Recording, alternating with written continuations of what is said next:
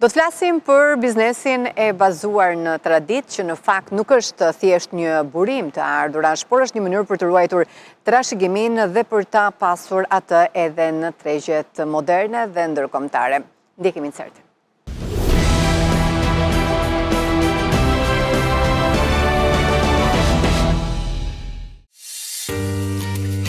Artizanati shqiptar nuk është vetëm një pasuri kulturore, por edhe një mundësi e madhe biznesi, jo vetëm për ata që ja kanë zhvilluar me vite, por edhe për bizneset e reja dhe të rinjt që duan të fillojnë diçka unike.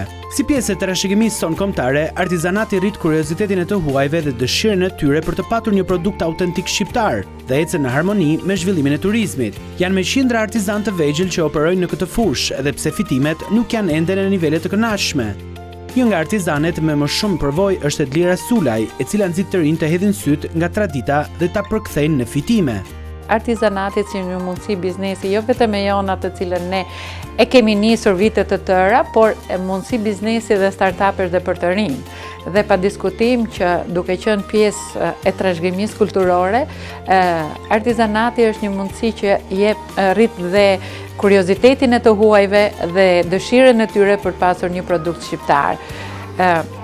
Ne kemi me vite që merremi me rindërtimin e veshjes tradicionale, por edhe pjesë të saj ne i kemi kthyer në suvenire të ndryshme ku po japin dhe frytet e tyre financiare në kërkesat që ka tregu.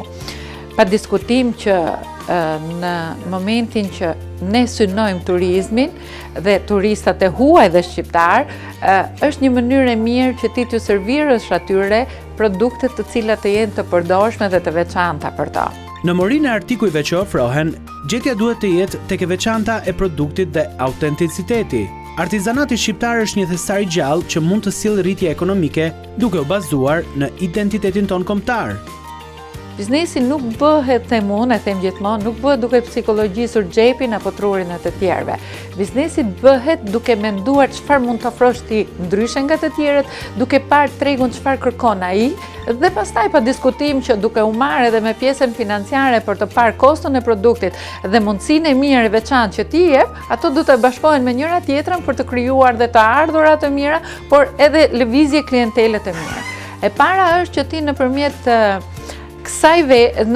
ti produkti të ndërgjegjësosh njerëzit sepse ai është autentik dhe i veçantë, e para. E dyta, pa diskutim që puna artizanale asnjëherë nuk e ka gjetur më mirë fuqinë e pagesës, por duke futur vlerën historike, vlerën e trashëgimisë kulturore, duke futur elemente të tjerë mbi produktin që ti ke, atëherë ai bëhet më i përfitshëm edhe nga ato të cilët duan diçka të veçantë, por që vlerësojnë historinë, vlerësojnë trashëgiminë kulturore, e vlerësojnë shumë gjëra të këtij vendi dhe gjithsesi ai çmimi të cilën ti të del në momentin e shitjes nuk quhet më i papërballueshëm për faktin sepse vetë ky produkt artizanal ka dhe vlera historike, ka dhe vlera të trashëgimisë kulturore dhe të gjitha këto e rrisin edhe mundësinë për ta pasur apo kërkesën për ta pasur gjithsecili që është i interesuar për këtë lloj produkti. Sulaj bën thirrje për më shumë lehtësira për artizanët. Përqendrimi i lartë në punën manuale dhe barren tatimore i bën këto biznese më të vështira për të qëndruar në treg. Në fakt, bizneset artizanale për mendimin tim duhet jetë edhe një mundësi e mirë të veçohen në bazë të shumë gjërave që ato bëjnë, në bazë të originalitetit, mjeshtrive artizanale që japin, në bazë të një pune që kanë, mjeshtrat që punësojnë, do ishte më mirë sikur të futeshin pse jo në biznese aset dhe të kishin një mundësi më të mirë edhe të taksave. Në fakt, kur bizneset artizanale ti i drejton me të gjithë bizneset e tjera, atëherë konkurenca në treg për mua është e pandershme, jo e pandershme se janë bizneset e tjera, por fuqia punëtore, puna e dorës është diçka të cilat kanë një kosto të lartë të prodhimit të produktit. Te kostot e produktit ne fusim lëndën e parë, fusim fuqinë punëtore, plus pastaj edhe ambiente dhe makineri të cilat konsumohen, apo ti do të blesh edhe do të kesh. Detyrimisht duhet ju them që në një produkt artizanal 80% e kostës së produktit është fuqi punëtore dhe për këtë nëse më lejohet dua të them dhe diçka që gjithmonë e shikoj dhe më duket sikur e rëndon dhe çmimin e produktit. Për faktin sepse fuqia punëtore në momentin që ti në produkt ke një fuqi, ke një kostot e tij, fuqi punëtore, atëherë ti 30% të këtij çmimi e ke kostot të taksave, siguracioneve e gjërat e tjera.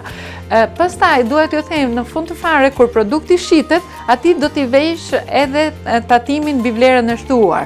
Dhe kjo më e vret shumë biznesin artizanal, sepse fuqia punëtore quhet kosto e shtuar, kur ti e ke hequr 30% të asaj në kostot që ka vet paga, dhe ndërkohë ti do të shtosh dhe të vëshën, dhe i bie që 50 në një produkt që mund shkoj 120 lek, kosto të produktit, i bie që 50 lek është tatim. Kjo duhet parë, besoj, me një sy tjetër.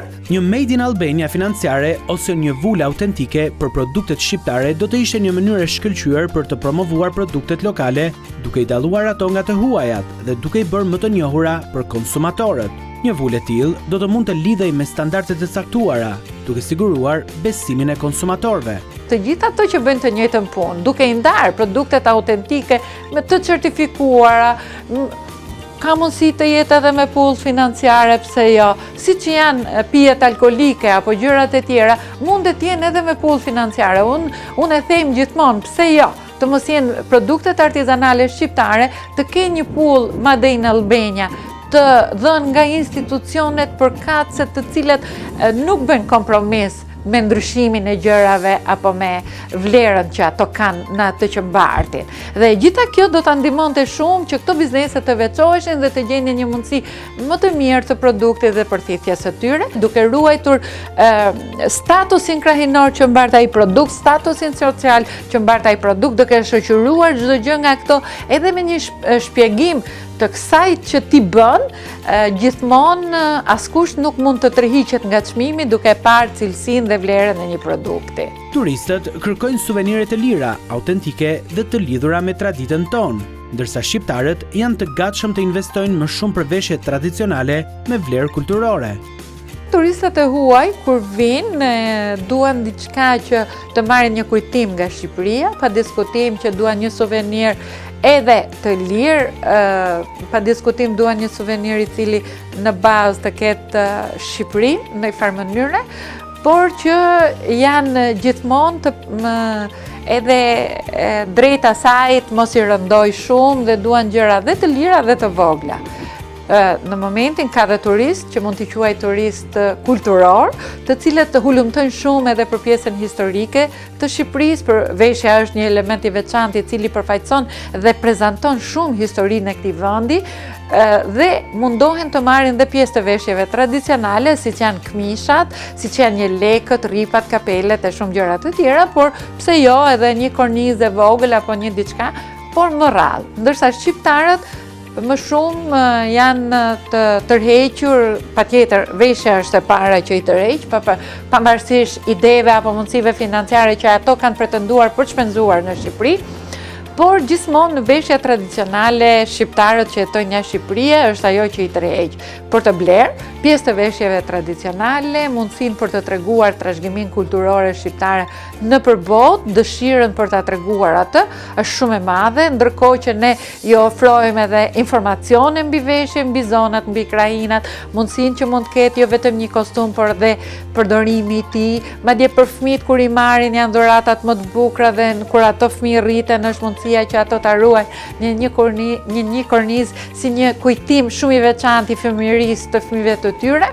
Janë të predispozuar kushdo që shkon dhe vjen që lëviz nga Shqipëria për të dërguar një dhuratë, pa diskutim që mund të marrë diçka të tillë. Edhe brenda Shqipërisë ka hyrë si në modë që punimet artizanale janë mundësia më e mirë e dhuratave, duke filluar lekët e zonave të ndryshme, madje të gjithë kujdesen nga kush zonë është ai që do t'i bëjnë dhuratën, t'i afrohen më tepër asaj zone, si një kujtim i veçantë për të parët tanë, por dhe si një mundësi e mirë për ta trashëguar këtë ruajtje të këtyre produkteve të veçanta dhe artizanale dhe historike që ne kemi. Evenimentet kulturore në përbot janë një platformë ideale për shpërndarjen e trashëgimisë shqiptare, edhe për të krijuar një imazh të fuqishëm të brand Albania. Një mundësi e mirë është edhe prezantimi i kësaj trashëgimie tek shqiptarët në përbot, por bashkë me to edhe tek të huajt të cilët jetojnë aty. Ne së fundmi ishim në bashkëpunim me shoqatën Çamëria në Boston dhe me Harvard, ne prezantuam trashëgiminë kulturore në ambientet e këtij institucioni. Të them të drejtën, nuk hezitova as pak në momentin që më thanë që trashëgimia kulturore shqiptare do prezantohet në Harvard. Dhe këtu u prezantua isopolofionia shqiptare, u prezantuan veshjet tradicionale dhe vallet shqiptare. Gjithmonë në momentin që ti e prezanton në institucione arsimore të cilat hulumtojnë dhe gjithmonë janë të vëmendshëm ndaj shkencave natyrore dhe shkencave të çdo lloj fushe për ta pasur pjesë të kurrikulave të tyre, ti nxit dhe jep një mision shumë të mirë për të treguar trashëgiminë kulturore shqiptare, produktin shqiptar artizanal, por edhe mundësinë që këto institucione kaq të mëdha me famë botërore të futen dhe të hulumtojnë mbi këtë trashëgimi kulturore. Të them të drejtën, nuk e di, po kudo që shkoj, marr vërtet, si thuash, atë kënaqësinë e prezencës aty, por edhe mundësinë për të vazhduar këtë prezencë në një hap më të madh, në një mundësi më të gjerë dhe në një hulumtim më të mirë. Prezantimi i isopolofionisë, prezantimi i valleve vërtet ngjalli një interes aty, por prezantimi i veshjeve tradicionale, ku ne u prezantuam edhe me një referat mbi veshjen duke treguar statuset e saj krajinor, statusin social dhe statusin ekonomik që mbart veshja në vetvete, statusin historik që mbart veshja, ngjalli një interes tek disa pedagogë të Harvardit, të cilët më thanë që do jenë pjesë e bashkëpunimit edhe në të ardhmen për ta prezantuar në një mënyrë më të gjerë, në një hapësirë më të gjerë, nëpërmjet sfilatave, nëpërmjet ekspozitave, nëpërmjet mundësive të mini muzeumeve të vogla të veshjeve që unë kam mbi 100 vjeçare të këtij koleksioni, dhe kjo do japi dhe besoj do rrisi interesin e tyre për ta prezantuar tek studentët e Harvardit, por duke prezantuar dhe mjeshtrit, dhe ne kemi një vlerë të jashtëzakonshme, mjeshtrit artizanale të cilat kanë udhëtuar me qindra vite, duke u transmetuar brez pas brezi, duke u transmetuar nga mjeshtër tek Qiraku, dhe shpresoj që ta ringjallin përsëri këtë gjë, dhe kjo do të ndihmojë shumë për të ruajtur këto teknika artizanale si një shkencë. Produktet tradicionale po bëhen magnet për turistët, dhe ruajtja e autentikes është çelësi për zhvillimin e mëtejshëm. Në Shqipëri të rinjt me pasion dhe kreativitet po përpiqen të kthejnë ëndrat e tyre në realitet, pavarësisht nga sfidat dhe kufizimet materiale. Në fusha të ndryshme, nga arti, bizhuteritë deri tek prodhimi i ushqimeve tradicionale, ata shprehin një dëshirë të përbashkët për të krijuar diçka unike, autentike dhe të qëndrueshme. Briseida Reka ka zgjedhur të shprehë dashurinë për natyrën përmes artit të bizhuterisë me lule të thata. Duke përdorur teknikën e rezinës, ajo përpiqet të përjetësojë bukurinë e natyrës, duke e kthyer atë në stoli të rafinuara. Megjithatë, sfidat janë të mëdha. Ka lindur nga dëshira për të përjetësuar natyrën, për ta mbajtur natyrën të kthyer në bizhuteri, në stoli, për të zbukuruar me elementë të natyrës. Kjo ka qenë dëshira ime fillestare dhe më pas nisi puna për ta kthyer këtë dëshirë në realitet. Nisi me shumë gjëra të thjeshta, me shumë teste të ndryshme, duke qenë se për të përjetësuar lulet ka teknika të ndryshme dhe unë jam fokusuar tek teknika e rezinës, e cila është goxha e sofistikuar dhe goxha me vështirësi për tregun ton. Kjo është një nga pengesat që mund të themi për ta kthyer atë në një biznes të madh ose ta zgjeruar këtu. Dëshira për të zgjeruar pengohet nga mungesa e bazës materiale, si rezina. Për shembull, në momentin që unë dua një rezinë specifike, unë e kam të vështirë ta sjell atë këtu. Duke qenë se është e lëngshme, është liquid dhe është flammable, shumë kompani nuk e sjellin në Shqipëri, duke qenë se ne nuk jemi pjesë e BE-s. Këto janë disa pengesa nëpërmjet linjave kryesore. Vështirësitë në financim janë për çdo ide fillestare, pasi programet e mbështetjes fokusohen më së shumti në biznese të konsoliduara dhe jo në projekte të vogla kreative. Fokusi i këtyre fondeve që mund të jepen është në pjesën e ideve të ngritjes së saj, por jo në mbledhjen në fokusin që unë kam parimisht për mbledhjen e bazës materiale. Kjo nuk është shumë e lehtë nga ana ime. Dëshira për autenticitet duket e vendosur duke refuzuar prodhimin në masë. Krijimi i bizhuve për mua nuk është qëllimi kryesor në kthimin në një biznes të mirëfillt. Dua që çdo punim që unë krijoj të ketë një autenticitet brenda dhe të ketë një dëshirë të madhe në krijimin e tij. Prandaj dhe unë punimet që bëj janë të pakta në numër, nuk janë shumë, nuk kanë një gamë, patjetër që është një gamë e gjerë produktesh, por nuk është një numër i madh i këtyre produkteve. Na nje pak më shumë me proceset e punës. Që në fillim procesi fillon me tharjen e lules. Lulet duhet të thahen mbi 1 javë ose 2 javë në varësi të llojit të lules. Orkidet do duan deri në 2-3 javë. Thahen në silica gel, që është ka një teksturë si punë e sheqerit, po që i heq gjithë lagështirën. Pra çdo produkt i cili do të futet në rezinë, patjetër duhet mos të ketë fare lagështirë. Dhe silica na e lehtëson këtë proces. Më pas nisin punimi me rezinën, i cili kërkon shumë delikatesë, sidomos në shtresën e parë në lulen e cila është komplet e tharë dhe shumë delikate. Dhe më pas ka disa shtresa rezina. Teknika që unë përdor për momentin në këto lloj punimesh është me rezinë UV, që do të thotë thahet në dritën LED. Për të ecur përpara, ajo shikon si të domosdoshme mbështetjen e bashkëpunëtorëve dhe inkurajimin e ideve kreative nga institucionet.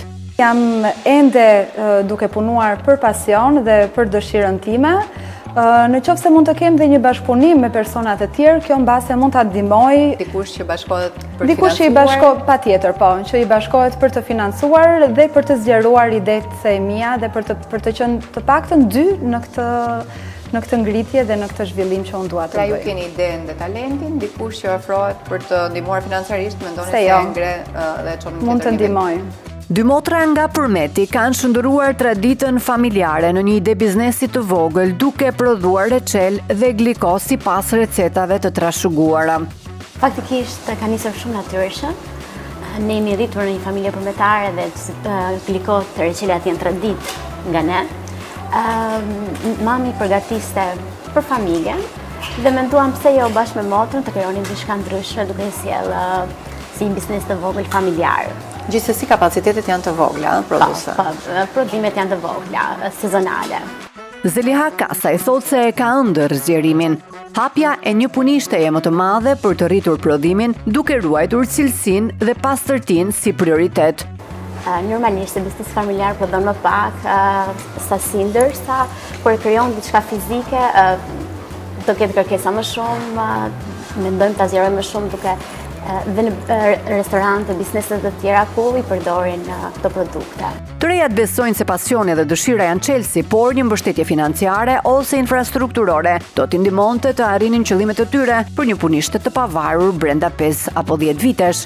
Tani në Shqipëri besoj se ka mjaftueshëm mundësi për të hapur një biznes e ri dhe pse me gjëra të vogla, mjafton pak ajo dëshira, pasioni dhe marketingu i mirë. Nga shitjet lokale në tregjet turistike apo online, të rinjt shohin potencial të papërdorur.